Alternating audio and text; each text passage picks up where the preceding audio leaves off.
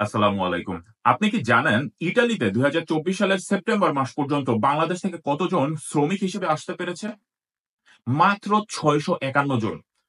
বাংলাদেশের জনশক্তি কর্মসংস্থান ব্যুরোর রিপোর্ট অনুযায়ী সরকারি হিসাব। এটা আমি কোনো মামা, খালা, চাচা, ফেসবুকের গ্রুপ থেকে অমুকের থেকে বন্ধুর কাছ থেকে শুনেছি, শোনা কথার কথা না। পরিসংখ্যান সরকারি হিসাব মাত্র ৬৫১ জন মানুষ আসতে পারছে। আজকে যেখানেই দেখেন হাজার হাজার মানুষ ইতালি ভিসার পিছনে দৌড়াইতেছে। আসতে কয়জন পারতেছে? হ্যাঁ, অক্টোবর নভেম্বরে অনেক ভিসা ইস্যু হয়েছে, কিন্তু সেটা হাজার হাজার হবে না। ২০২৩ সালে যদি আপনি হিসাব দেখেন, অভাবনীয় হলেও সত্য, ১৬,৮৭৯টা ভিসা ইস্যু করা হয়েছে। যেখানে ২০২২-এর যে ফ্লুসি অর্থাৎ ২৭ মার্চ ২০২৩ সালে যে ক্লিক ডে ছিল ৮২,৭০৫ জনের একটা ফ্লুসি দিয়েছিল, সেইখানে বাংলাদেশ থেকেই গিয়েছে ১৬,৮৭৯ জন। খেলার শুরু কোথায় জানেন? সেপ্টেম্বর মাস থেকে। ২০২৩ সালের ফ্লুসি বলতে গেলে শেষ হয়ে গেল।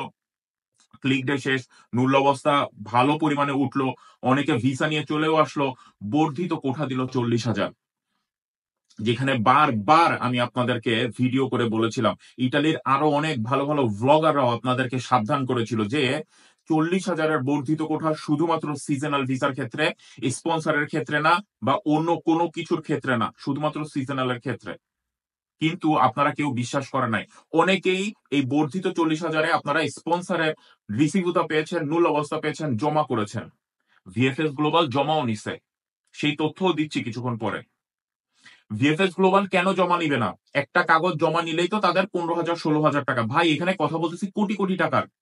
অ্যাপয়েন্টমেন্ট বাণিজ্য ছিল ৫০,০০০ ৭০,০০০ ১,০০,০০০ টাকা দিয়ে অ্যাপয়েন্টমেন্ট কেনা লাগতো। যেটা আবার নতুন করে শুরু হচ্ছে, সেটা অন্য ভিডিওতে বলবো। যাই হোক, ভিএফএস গ্লোবাল জমা নিছে সমানে। আপনারাও জমা দিছেন।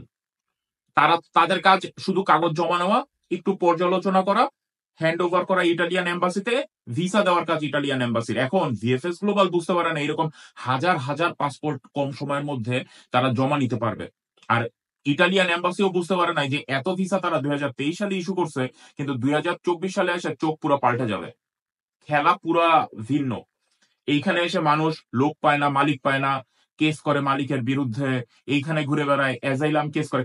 এয়ারপোর্ট থেকে নেমে বাইরে বের হয়ে আপনি পুলিশ স্টেশনে যে আপনি কেস করেন, অ্যাজাইলাম কেস দায়ের করেন। আপনি আসছেন, আপনার ভিসা আছে, লিগাল ভিসা, সিজনাল স্পন্সরের লিগাল ভিসা নিয়ে এসে আপনি অ্যাজাইলাম ক্লেম করেন। স্টুপিডের মতো কাজ করেন আপনারা। সরি টু সে, আমি এরকম ভাষা ইউজ করি, কিন্তু তারপরও জিনিসগুলো আপনাদের বোঝা উচিত ছিল।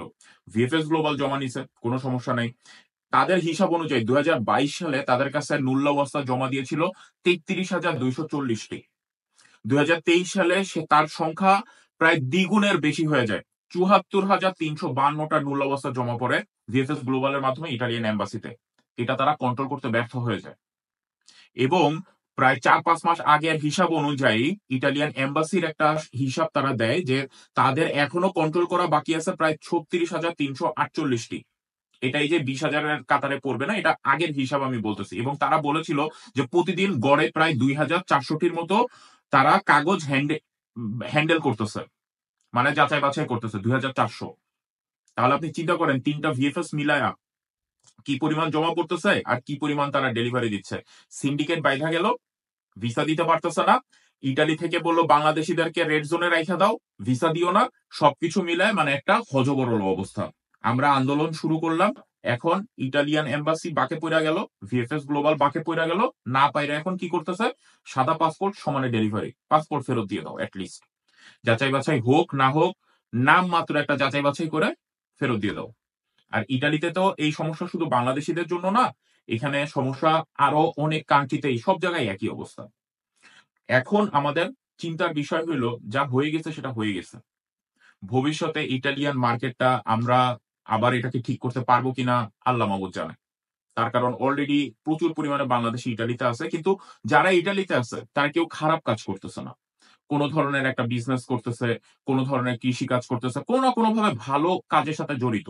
আপনি দেখবেন না যে বাঙালিরা রাস্তাঘাটে সন্ত্রাসী, চুরি, ডাকাতি, রাহাজানি, মেয়েদের সাথে খারাপ ব্যবহার এইগুলো করে বেড়ায়। এগুলা অন্যরা করে। বাঙালিরা এরকম না। এটা তারাও খুব ভালো করেই জানে। ইটালিয়ানরাও এটা জানে এবং তারা বুঝে। আমরা নিরীহ জাতি, তারা এই হিসেবে বলে। সুতরাং অবৈধভাবে আমরা ঢুকতেছি ঠিকই, কিন্তু এখানে আমরা লিগাল হওয়ার চেষ্টা করতেছি। এটা তাদের গভর্নমেন্ট বুঝে। এই মানুষটাকে অর্থাৎ আমাদেরকে যদি তারা লিগাল করে নিতে পারে তাহলে সরকারের লাভ। সরকারের লোকের দরকার, কর্মীর দরকার। আমরা হয়তো বা অবৈধভাবে ঢুকতেছি, কিন্তু আমাদেরকে যদি বৈধ করে নেয় আমরা তো সরকারের ট্যাক্স দিব, সরকারের লাভ, এটা সরকার বুঝে। কিন্তু ওই যে ডানপন্থী চিন্তা ভাবনা, আমাদের মেলোনি গভর্নমেন্ট, ওয়েট করতে হবে আমাদের প্রায় 2027-এর ডিসেম্বরে হইল গিয়ে নেক্সট ইলেকশন, আমাদের ওয়েট করতে হবে, করার কিছুই নাই। যাই হোক, এখন করণীয় কি আপনাদের ভাই? অ্যাপয়েন্টমেন্ট বিজনেস আবার টুকটাক কিছু শুরু হয়েছে যেটা শোনা যাচ্ছে, কিন্তু আমি শিওর না। টাকা দিয়ে অ্যাপয়েন্টমেন্ট কেনা লাগতেছে, এগুলো নিয়ে অন্য ভিডিওতে আলোচনা করব। যারা সাদা পাসপোর্ট ফেরত পাচ্ছেন, একই কথা বারবার বলতে হয়, মালিক, মধ্যস্থতাকারী, সমন্বয়কারী, এদের সাথে কন্ট্যাক্ট করার চেষ্টা করেন। আপনার নূল অবস্থা এখনো ভ্যালিড আছে কিনা সেটা দেখেন। আপনার মালিকের এসপিআইডি দিয়ে লগ ইন করে স্টেপ মেসি লেখা আছে কিনা দেখেন। যদি কোনো কমিউনিকেশন দিয়ে থাকে মালিকের পেকে, অর্থাৎ মালিকের কে বলছে যে তার এই কাগজটা আপডেট করে দাও, ওই কাগজটা আপডেট করে দাও, এই জিনিসগুলো আপনারা বুঝেন। আপনি 1 বছর বসে আছেন, তারা এখন কন্ট্রোল করতে গেছে। এখন একটা সার্টিফিকেটের মেয়াদ থাকে, ধরেন আপনার পুলিশ ক্লিয়ারেন্স, এটার মেয়াদ থাকে 3 মাস অথবা 6 মাস, বিভিন্ন এম্বাসি টু এম্বাসি ভেরি করে।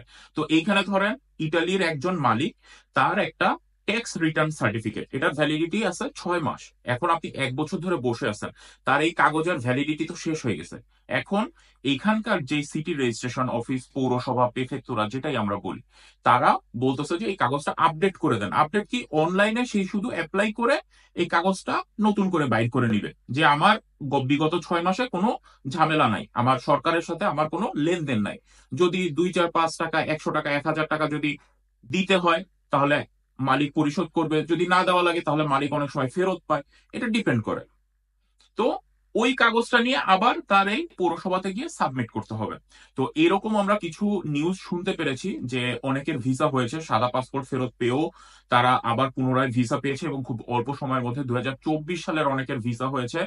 এইভাবে যে তারা এইখানকার আভোকাতো নিয়ে, অর্থাৎ এইখানকার যেই অ্যাডভোকেট আছে বা লয়ার আছে, তাদেরকে সাথে নিয়ে মালিক নিজে প্রেফেক্টুরাতে গিয়েছে, এবং প্রেফেক্টুরাতে গিয়ে তারা কন্টাক্ট করেছে মালিকের কি কি দরকার না দরকার সবকিছু এখান থেকে করে তারা পাঠায় দিছে ইটালিয়ান এম্বাসিতে, অর্থাৎ এইখানকার প্রেফেক্টুরা থেকে ইটালিয়ান এম্বাসির সাথে কন্টাক্ট করছে, তাদের ভিসা হয়ে গেছে কম সময়ের মধ্যে।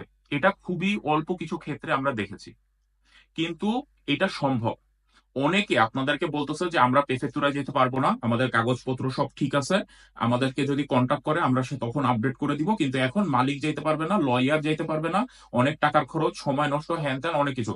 তাদের কাছে বুঝবেন তাদের ঝামেলা আছে, মালিকের ঝামেলা আছে, মধ্যস্থতাকারীর ঝামেলা আছে। কেউ যদি আপনাকে সহায়তা না করে এখন, আপনাদের সরাসরি আমি বলবো টাকা যদি পারেন উঠায় ফেলেন, টাকা অন্য দেশের জন্য চেষ্টা করেন। অনেক বাজার খুলতেছে, শুনতেছি অনেক ভিএফএস বা অর্থাৎ অনেক দেশের কনসুলেট আপনার বাংলাদেশে আসতেছে, বা ভিএফএস কাজ করবে বুলগেরিয়া, ক্রোয়েশিয়া, অনেক কিছুই শুনতেছি, কিন্তু কোনো সিওরিটি নাই। হয়তো বা ভবিষ্যতে আরো অনেকগুলা মার্কেট ওপেন হবে আস্তে আস্তে। সুতরাং ইটালির জন্য এখন অপেক্ষা করা ছাড়া আর কোনো উপায় নেই। ভালো থাকবেন সবাই, ভুল ত্রুটি হলে ক্ষমা করবেন, কোনো কিছু জানা থাকলে কমেন্ট বক্সে জানাবেন। আজকের মতো বিদায় নিচ্ছি, আল্লাহ হাফেজ, আসসালাম।